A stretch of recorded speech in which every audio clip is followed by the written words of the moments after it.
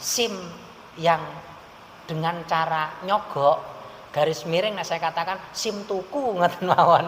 Ah niki andekan dipakai kerja apakah bisa menjadi menghasilkan rezeki yang barokah apa tidak?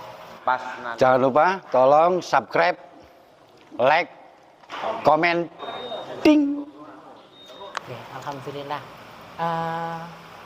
Di zaman sekarang bisa dikatakan membeli lah, membeli SIM, membeli, jadi tanpa proses sudah dapat. Terus ada lagi rapot ijazah beli. Wonten nggih sakniki ijazah beli. Jadi kalau ada yang menyamakan mengenai hukum antara ijazah dan SIM ini koyok-koyok kalau saya tidak setuju.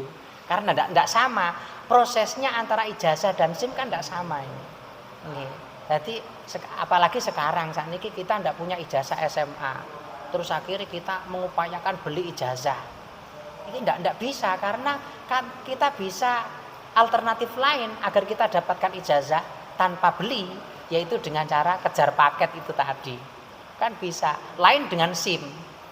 Jadi untuk jawaban SIM yang dengan cara nyogok garis miring, nah saya katakan SIM tuku ngoten mawon.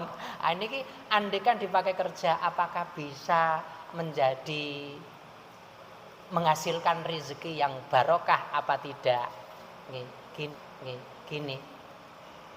Di dalam kaidah fikih niku ada idza dzaqal amru ittasa'a wa idza wasi'a dzaqo. Atau bahasa singkatnya kaidah fikih teng mriki idza dzaqa ittasa'a wa idza wasi'a dzaqo.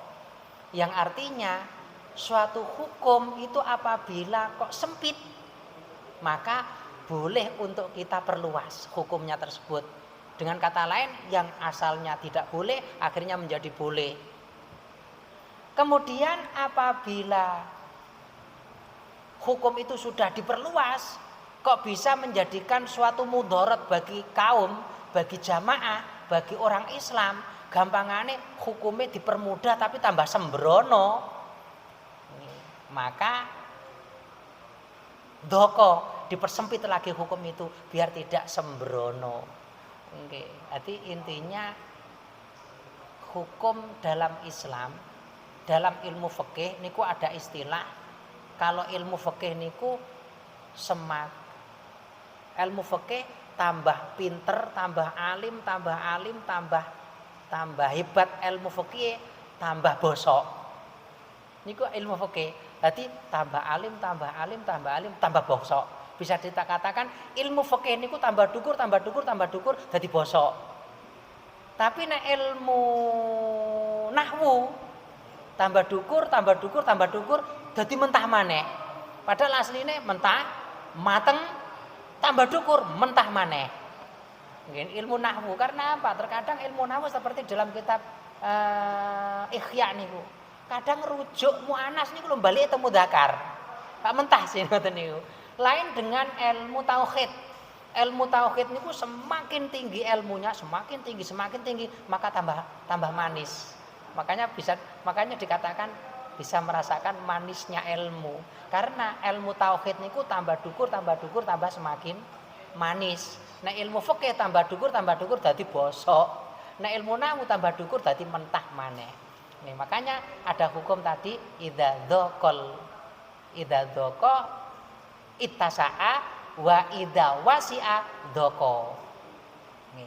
Lalu ada hukum, ada kaidah fikih lagi al wajibu la tutrakul wajib illa bil wajib. Hukum wajib itu tidak boleh ditinggalkan kecuali juga dengan perkara wajib. Jadi perkara wajib bisa kita tinggalkan karena kita melakukan perkara wajib. Ada lagi al wajib la tutraku bisunnatin. perkara wajib tidak bisa kita tinggalkan dengan sebab kita melakukan perkara sunnah, tidak boleh. Bisa kita contohkan gini, keterangannya untuk jembar didik. Jadi kalau yang tadi meninggalkan perkara wajib itu boleh asalkan karena melakukan perkara wajib.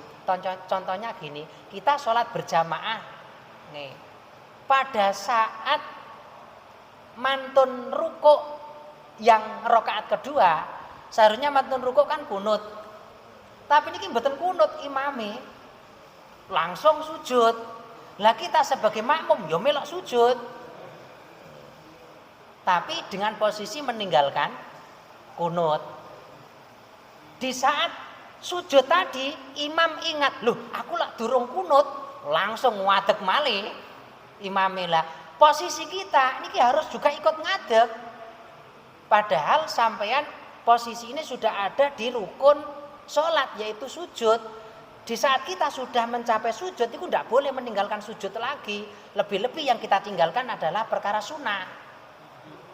Jadi di saat kita sujud, imam nggih sujud, lah bareng imam eling nek durung kunut, imam ngadeg, maka kita wajib melok ngadeg karena kita wajib mengikuti imam. Imam ngadeg, maka saya harus meninggalkan wajib sujud saya untuk mengikuti imam. Mergo imame ngadeg, aku yo melok ngadeg. Nah ini maksudnya meninggalkan perkara wajib demi melakukan kewajiban. Yang ada hubungannya dengan sim ini yaitu makana mamnu'an jaza fahuwa wajib. Sesuatu yang dilarang tapi boleh dilakukan maka menjadi wajib. Ada lagi yang semisal dengan ini, ad-daruratu tubihul mahdurat, perkara yang haram tapi bisa kita lakukan karena kondisi gawat darurat, kondisi darurat.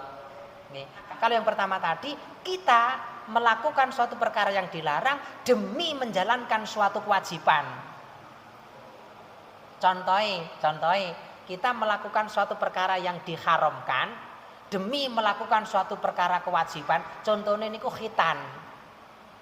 Khitan niku saiki ada pertanyaan bagaimana hukumnya kita memotong anggota tubuh kita. Yo haram, meneng-meneng kok ngirisi awak. Drijine meneng-meneng dikethok. Kupinge meneng-meneng dibolongi wong lanang.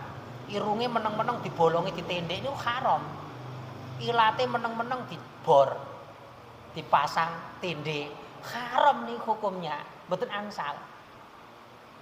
Juga termasuk kita memotong ingkut, memotong apa bahasa Indonesia ini Bu? Nggih, memotong kucur. Ini hukumnya haram, mboten angsal, menyakitkan nih gue. Tapi kalau tidak kita potong itu kan intinya gini, kita memotong ingkutnya anak khitan itu hukumnya wajib. Sedangkan ngetok ini kok haram, betul angsal kan menyakitkan, takdzib itu namanya. Tapi karena ini kita menjalankan suatu kewajiban, maka kita boleh melakukannya padahal hukumnya tidak diperbolehkan. Seperti orang yang mencuri, itu kan dipotong tangannya. Kalau menurut syariat, yang memotong tentunya juga pemerintah.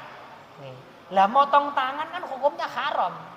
Kita meneng-meneng tukaran nggih kanca lagi kethok tangane haram mboten angsal, apalagi motong tangane dhewe. Haram mboten angsal iku karena takdzib. Tapi di saat kita menjalankan mengukuhkan kewajiban yaitu nyolong dikethok tangane. Nyolong kethok tangane tengen, nyolong maneh kethok sikile tangan kiwa, nyolong maneh kethok sikile sing tengen. Nyolong maneh kethok tangane sing tengen. Bisa nyolong maneh kethok sikile sing kiwa, dadi nyilang ngeten kethoke. Bisa nyolong terus ya wis mbuh diapakno. Mosok berundul isih nyolong ae. Niku lho hukum syar'i yang harus kita pahami. Dadi memang fikih niki khilafiyah Mas nggih. Terus andekan kok suatu saat sampeyan mendapatkan suatu napa istilahnya nggih protesan dari dari kanca-kanca ya biasa karena memang ilmu fikih itu khilafiyah. Jadi banyak sekali kaul-kaul yang perlu untuk kita sampaikan demi kemaslahatan umat. Makanya kula ndamel makanya fikih itu punya akidah fikih idza doko itasa'a wa idza wasi'a doko. Kalau perlu suatu saat hukum itu diperluas. Kalau perlu dipersempit lagi, terutama kalau untuk kita sendiri. Jadi hukum kalau untuk kita persempit saja, biar kita sendiri tidak ceroboh, cegak ngentengno hukum. Tapi kalau untuk orang lain, kita berikan hukum yang orang itu tidak merasa keberatan. Nah, termasuk yang akan kami pakno, yang akan kami entepno ning hukum SIM ini adalah itu wa idza doko ittasa'a. Apabila hukum itu terlalu sempit, maka harus kita perluas. Pakai hukum yang mana? Pakai hukum kaidah fikih yang berupa bisa dikatakan makana mamnu jaza wajaba. Saged damel niku atau bisa dikatakan ad-darurat tubihul mahdurat. Di saat kita diberikan kewajiban oleh Allah untuk memberi nafkah lahir batin keluarga kita, anak istri kita, di sisi lain syarat yang harus kita penuhi yaitu SIM. Padahal SIM niki ngurusnya ya rondok ribet, rondok iwu. Maka bagaimana kita bisa mempermudah pengurusan SIM demi melakukan kewajiban yang berupa menjalankan kewajiban memenuhi hak daripada anak istri yaitu nafkah. Maka SIM yang hasil kita beli yang seharusnya ini bisa dikatakan haram, maka menjadi ittasa'a. Di saat SIM ini benar-benar kita butuhkan untuk mencari nafkah demi mencukupi kebutuhan keluarga. Makanya apakah rezeki kita barokah? Bisa saya katakan barokah, karena nyambut gawe ini kita kan halal. Cuma syaratnya saja yang kita katakan jari ini gak halal tadi. Tapi karena demi kewajiban maka ad-darurah tubihul mahdurat itu tadi. Insya Allah seperti itu.